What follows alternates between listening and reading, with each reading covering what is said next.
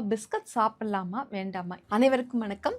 நான் doctor Lakshmi Sivakumar, consultant diabetologist, Karunya Sukalaya diabetes care centre Kumbakonam. நிறைய பேருக்கு டவுட் இருக்கிறது பிஸ்கட்ஸை பத்தி. நாம பிஸ்கட் சாப்பிடலாமா வேண்டாமா? கோதுமை பிஸ்கட் சாப்பிடலாமா, நிறைய ஃபைபர் இருக்கிற மாதிரி பிஸ்கட் சாப்பிடலாமா அப்படின்னு சொல்லிட்டு நிறைய பேர் நிறைய டவுட் கேட்பாங்க எங்க கிட்ட வர்ற பேஷண்ட்ஸ் எல்லாருமே. அதனால எல்லாருக்குமே யூஸ் ஆகும் அப்படிங்கிறதுனால, அதே மாதிரி coffee tea addiction, biscuit addiction, நிறைய பேருக்கு பிஸ்கட் சாப்பிட்றதுங்கிறது வந்து ரொம்ப பிடிக்குங்க. சின்ன குழந்தைங்கள்ல இருந்து பெரியவங்க வரைக்கும் பிஸ்கட்ஸ் சாப்பிட்றதுங்கிறது ரொம்ப பிடிச்சிருக்கு. அதுவும் காலையில் எழுந்தோடனே காஃபியோடையோ டீயோடையோ பிஸ்கட் சாப்பிட்றதுங்கிறது வந்து நிறைய பேர் ஒரு ஹேபிட்டாகவே இருக்குது. இந்த காலையில் எழுந்த உடனே காஃபி அல்லது டீயோட பிஸ்கட் சாப்பிட்றதுனோட எஃபெக்ட்ஸ் என்னென்ன அப்படிங்கிறது பார்ப்போம். உங்களுக்கு காலையில் காஃபி ஆர் டீ சாப்பிட்டா வந்து ரொம்ப எனர்ஜெட்டிக்காக இருக்குது அப்படின்னு நீங்கள் ஃபீல் பண்ணலாம். இதில் இருக்கிற கெஃபின் வந்து என்ன பண்ணும் அப்படின்னா, நம்மளோட மூளை வந்து கொஞ்சம் நல்லா தூண்டி விடும், கொஞ்சம் நல்ல ஃபோக்கஸ் இருக்கும், ஒரு நல்ல மெமரி இருக்கும், ரொம்ப எனர்ஜெட்டிக்காக இருக்கும் அப்படிங்கிறதெல்லாம் உண்மைதான். அதே மாதிரி இதுக்குன்னு ஒன்றும் பெருசாக கஷ்டப்படவே தேவையில்லை. பிஸ்கட் வந்து கடையிலேருந்து வாங்கிட்டு வந்து உடனே சாப்பிட போகிறாங்க, அவ்வளோதான். அதனால இது ரொம்ப ரொம்ப ஈஸி. நிறைய பேர் பண்ணுற விஷயம் இந்த காஃபி டீயோட அந்த பிஸ்கட் சாப்பிட்றதுங்கிறது. இது இன்னொரு ரீசன் எடுத்துக்கிறதுக்கு காரணம் வந்து ஒரு பூஸ்ட் கிடைக்கும். ஷார்ட் டைமில் வந்து நம்மளோட மூடு வந்து ஒரு நல்ல பூஸ்ட் ஆகும். அதுக்காகவே வந்து இதை வந்து சாப்பிட்றவங்க நிறைய பேர் இருக்காங்க. இப்போ வந்து இதனோட ட்ராபேக்ஸ் வந்து என்னென்ன அப்படிங்கிறது எல்லாரும் அவசியம் தெரிஞ்சுக்கணும். இந்த பிஸ்கட் இருக்கு இல்லையா, இதில் வந்து நீங்கள் நல்லா அதில் பின்னாடி அதை படித்து பார்த்தீங்க அப்படின்னா, நிறைய ரிஃபைன்டு சுகர் சொல்லப்படுற ஒரு சில சர்க்கரைகள் சேர்க்கப்பட்டிருக்கும். அதுக்கப்புறம் எல்லாமே வந்து மைதாவினால் மட்டும்தான் செய்யப்படுது. ரிஃபைன்டு ஃப்ளோர் அப்படின்னா அதுக்கு பேர் மைதாங்க. ரிஃபைன்டு வீட் ஃப்ளோர் அப்படின்னு போட்டிருந்தாலும் அதுக்கு பேர் மைதா தான். நிறைய பேர் ரிஃபைன்டு வீட் ஃப்ளோர்னு போட்டிருக்கிறது அது கோதுமை மாவில் செஞ்சதுன்னு தப்பாக நினச்சிட்டு இருக்கீங்க. அதே மாதிரி சில ஆயில் யூஸ் பண்ணியிருப்பாங்க. இது எல்லாமே வந்து நம்ம ஏற்கனவே ஒரு வீடியோவில் பார்த்துருக்கோம். அந்த ஃபுட் ஃபேட்டு சுகர் அந்த லூப்புன்னு இந்த பிஸ்கட் வந்து டிப்பிக்கலாக அதில் போய் சேருதுங்க. இந்த பிஸ்கட் சாப்பிட்றதுனால இந்த மூணுமே வந்து அதில் வந்து ஃபுல்லாக இருக்குது. இந்த மைதா இருக்குது, சுகர் இருக்குது, அது தவிர வந்து உங்களுக்கு அந்த நிறைய தேவையில்லாத கொழுப்புகள் இருக்கு. இதைத்தான் வந்து நிறைய சாப்பிட்ட மாதிரி ஆயிடும். இதுல நம்ம உடம்புக்கு தேவையான புரோட்டீன்ஸும் இருக்காது. நம்ம வந்து நல்லா செரிமானம் ஆகி வர்றதுக்கு தேவையான ஃபைபர்ஸும் எதுவுமே இதுல இருக்காது.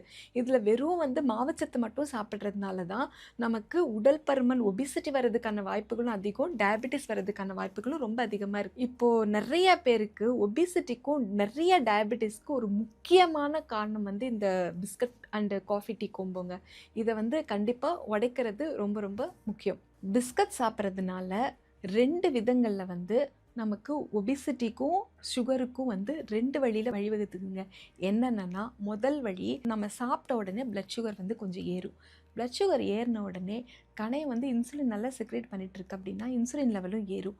அப்போது அந்த குளுக்கோஸ், எக்ஸ்ட்ரா குளுக்கோஸ் எல்லாத்தையுமே வந்து கொழுப்பாக மாற்றி ஸ்டோரேஜ்க்கு அனுப்பிடும். ஸோ அதனால ஃபேட் ஸ்டோரேஜ் அதிகமாகும், ஒபிசிட்டி வரும், டயபிட்டிஸ் வரும். இது வந்து ஒரு விதம்.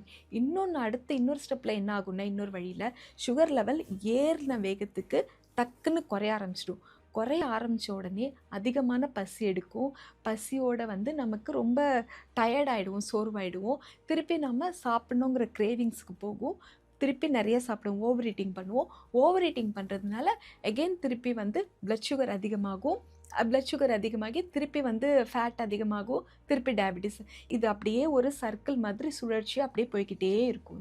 இதனால பிஸ்கட் சாப்பிட்றது ரொம்ப ரொம்ப ரொம்ப அன்ஹெல்தி. காலையில் வெறும் வயிற்றில் காஃபி அல்லது டீயோட பிஸ்கட் சாப்பிட்றப்போ என்ன ஆகும்னா, நம்ம வயிற்றில் இருக்கிற அமிலங்கள் அதிகமாக சுரக்க ஆரம்பிச்சிடும். அதனால காலையில் எழுந்த உடனே சரியாக செரிமானத்தன்மை இல்லாமல் இருக்கிறது, நெஞ்செரிச்சல், நெஞ்சு கருப்புன்னு சொல்லுவாங்க இல்லையா, இதெல்லாம் வர்றதுக்கு நிறைய வாய்ப்பு இருக்குது. காலையில் எழுந்த உடனே ஃபஸ்ட்டு சாப்பிட்ற ஃபுட்டு வந்து ஹை சுகர் இருக்கவும், ப்ரோட்டீன்ஸ் கம்மியாக, ஃபைபர்ஸ் கம்மியாக இருக்கிற ஃபுட்டாகவும் இருக்கிறதுனால அடுத்தடுத்து வந்து நிறைய கிரேவிங்ஸ் வர ஆரம்பிச்சிடும். கிரேவிங்ஸ் இருக்கிறதுனால வந்து நமக்கு நிறைய ஒபிசிட்டி வரும், டயபிட்டிஸ் வரும். ஃபுட்டு கண்டிப்பாக காலையில் ஃபஸ்ட்டு சாப்பிட்ற ஃபுட்டில் நிறைய ப்ரோட்டீன்ஸோட நல்ல சத்தான உணவு எடுத்துக்கிறது ரொம்ப முக்கியம். இது தவிர நம்ம காலையில் சாப்பிட்ற அந்த coffee or tea with biscuits ரொம்ப இருக்கு இல்லையா, சுகர் ப்ளஸ் கெஃபின், இது வந்து நம்மளோட பிரெயினில் டோப்பமைனை நிறைய வந்து ரிலீஸ் பண்ண வைக்கும். அதனால நம்ம திருப்பி அந்த ஒரு பிரெயின் நமக்கு வந்து ஒரு ரிவார்ட் கொடுக்குற மாதிரி ஆகிடும் பிரெயினுக்கு. இது வந்து திருப்பி அது வந்து அந்த லூப்பில் போய் மாட்டிக்குவோம். அகெயின் நம்ம டோப்பமைனுக்காக வந்து இதை சாப்பிடணும் அப்படிங்கிற ஒரு சூழ்நிலைக்கு நம்ம தள்ளப்படுவோம். சரிங்க, நீங்கள் இவ்வளோ சொல்லிட்டீங்க, ஏதாவது ஒரு சொல்யூஷன் சொல்லுங்கள் அப்படின்னா, காஃபி ஆர் டீ இருக்கு இல்லையா, அதை வந்து நீங்கள் அளவு ஒரு நாளைக்கு 2 தடவை வரைக்கும் எடுத்துக்கலாம். முடிஞ்ச வரைக்கும் தவிர்க்கிறது நல்லது. எடுத்த உடனே நீங்கள் வந்து ஃபுல்லாக கட் பண்ணீங்க அப்படின்னா தேவையில்லாமல் ஹெட்டேக்கு, டயர்ட்னஸ் அந்த மாதிரி வந்துட்டுருக்கும். அதனால ஸ்லோவாக வந்து கட் டவுன் பண்ணுங்கள். பிஸ்கட்ஸ் கண்டிப்பாக எடுக்கக்கூடாது, அறவே கூடாது. பிஸ்கட்ஸுக்கு பதிலாக உங்களுக்கு காலையில் ஏதாவது சாப்பிடணும்னு தோணுச்சுன்னா ஏதாவது நட்ஸ் எடுத்துக்கலாம், இல்லைன்னா ஏதாவது ஃப்ரூட்ஸ் எடுத்துக்கலாம். Eat healthy, stay healthy. சர்க்கரையை வெல்வோம் அக்கறையுடன்.